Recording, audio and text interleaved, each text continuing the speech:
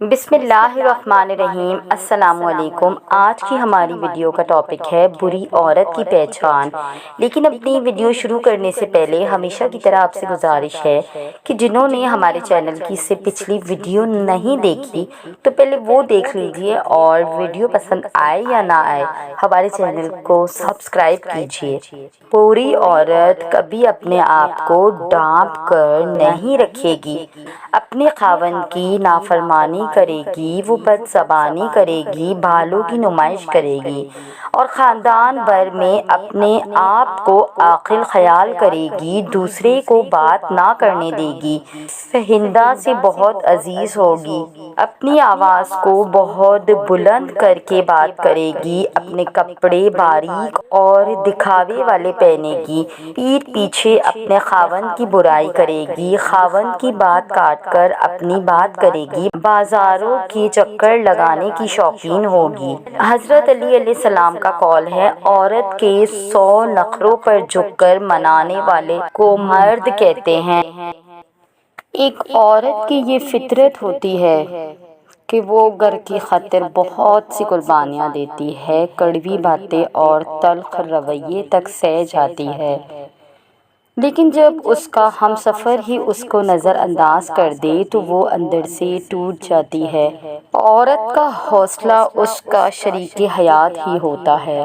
بیوی بڑی نازک دل ہوتی ہے، بلاشا بیوی صنف نازک ہے۔ ان کے دل چھوٹے اور نازک ہوتے ہیں، ناز اور ادا ان کی فطرت میں شامل ہے، ذرا سی خلاف طبیعت بات پر رنجیدہ ہو جاتی ہے۔ اسی لیے خاوند کو اپنی بیوی کی مجموعی کیفیت کا خیال کرنا چاہیے۔ بیوی اپنے پیا کی خاطر اپنا وہ گھر جہاں ناز و نعمت، پیار و محبت سے پروان چڑھتی ہے، اسے خیر آباد کہہ کر سسرالی گھر میں آ بستی ہے، جہاں اسے نہ صرف اپنے خاوند کی تابعداری کرنی پڑتی ہے بلکہ سسرال کے ہاں بہو کو اپنے شوہر کے علاوہ اس کے والدین اور بہن بھائیوں کا احترام بھی کرنا پڑتا ہے۔ اسی طرح اگر سسرال والے اپنی بہو کو بیٹی بنا لے تو گھر کا ماحول ہمیشہ کے لیے خوشگوار رہے گا، میاں بیوی کی ازدواجی زندگی بھی خوشیوں بھری ہوگی۔ بڑی تکلیف ہے ہمارے معاشرے میں اس بات پر۔ عورت اگر بیوی کے روپ میں تھی تو نبی کریم صلی اللہ علیہ وآلہ وسلم نے فرمایا، ختیجہ اگر تم میری جلد بھی مانگتی تو میں اتار کے دے دیتا۔ جب یہی عورت بیٹی کے روپ میں تھی تو نبی کریم صلی اللہ علیہ وآلہ وسلم نے نہ صرف کھڑے ہو کر اس کا استقبال کیا بلکہ فرمایا، میری بیٹی فاطمہ میرے جگر کا ٹکڑا ہے۔ اور جب یہی عورت بہن کے روپ میں تھی تو فرمایا کہ بہن تم نے خود آنے کی زحمت کیوں کی، تم پیغام بھجوا دیتی، میں سارے قیدی چھوڑ دیتا۔ اور جب یہ عورت ماں کے روپ میں آئی تو قدموں میں جنت ڈال دی گئی، اور حسرت بھری صدا بھی تاریخ نے محفوظ کی کہ فرمایا گیا، اے صحابہ کرام کاش میری ماں زندہ ہوتی، میں نماز عشاء پڑھ رہا ہوتا، میری ماں محمد پکارتی، میں نماز چھوڑ کر اپنی ماں کی بات سنتا۔ عورت کی تکلیف کا اتنا احساس فرمایا گیا کہ دوران جماعت بچوں کے رونے کی آواز سنتے ہی قرات مختصر کر دی۔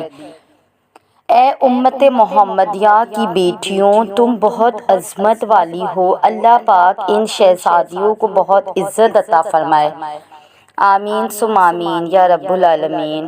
حکایت رومی ایک عورت کے بارے میں۔ ایک عورت کو اللہ ہر بار اولاد نرینہ سے نوازتا، مگر چند ماہ بعد وہ بچہ فوت ہو جاتا، لیکن وہ عورت ہر بار صبر کرتی اور اللہ کی حکمت سے راضی رہتی تھی، مگر اس کے صبر کا امتحان طویل ہوتا گیا اور اسی طرح ایک کے بعد ایک اس عورت کے 20 بچے فوت ہوئے۔ آخری بچے کے فوت ہونے پر اس کے صبر کا بندھن ٹوٹ گیا۔ وہ آدھی رات کو زندہ لاش کی طرح اٹھی اور اپنے خالق حقیقی کے سامنے سر سجدے میں رکھ کر خوب روئی اور اپنا غم بیان کرتے ہوئے کہا، اے کون و مکان کے مالک، تیری اس گنہگار بندی سے کیا تقصیر ہوئی کہ سال میں 9 مہینے خون جگر دے کر اس بچے کی تکلیف اٹھاتی ہوں، اور جب امید کا درخت پھل لاتا ہے تو صرف چند ماہ اس کی بہار دیکھنا نصیب ہوتا ہے۔ آئے دن میرا دل غم کے ہول کا شکار رہتا ہے کہ میرا بچہ پروان چڑھے گا بھی کہ نہیں۔ اے دکھی دلوں کے بیٹ جاننے والے، مجھ بے نواح پر اپنا لطف و کرم فرما دے۔ پھر روتے روتے اسے اونگ آ گئی۔ خواب میں ایک شگفتہ پربہار باغ دیکھا جس میں وہ سیر کر رہی تھی کہ سونے چاندی کی اینٹوں سے بنا ایک محل اس سے نظر آیا جس کے اوپر اس عورت کا نام لکھا ہوا تھا۔ باغات اور تجلیات دیکھ کر وہ عورت خوشی سے بے خود ہو گئی۔ محل کے اندر جا کر دیکھا تو اس میں ہر طرح کی نعمت موجود تھی، اور اس کے تمام بچے بھی اسی محل میں موجود تھے جو اسے وہاں دیکھ کر خوشی سے جھوم اٹھے تھے۔ پھر اس عورت نے ایک غیبی آواز سنی کہ تو نے اپنے بچوں کے مرنے پر جو صبر کیا تھا یہ اس کا اجر ہے۔ خوشی کی ایک لہر سے اس کی آنکھ کھل گئی۔ جب وہ خواب سے بیدار ہوئی تو اس کا سارا ملال جاتا رہا، اور اس نے بھیگی ہوئی آنکھوں سے عرض کیا، یا الہی، اب اگر تو اس سے بھی زیادہ میرے خون بہا دے تو میں راضی ہوں۔ اب اگر تو سینکڑوں سال بھی مجھے اس طرح ہی رکھے تو مجھے کوئی غم نہیں۔ یہ انعامات تو میرے صبر سے کہیں زیادہ ہے۔ تو درس حیات یہ ہے، انسان کو ہر حال میں صبر کا دامن تھامے رکھنا چاہیے، کیونکہ یہی چیز انسان کو اللہ کے قریب کر دیتی ہے۔ تو یہ تھی ہماری آج کی ویڈیو۔ اگر آپ کو ہماری ویڈیو پسند آئی تو ہمارے چینل سبسکرائب کیجیے۔ جزاک اللہ۔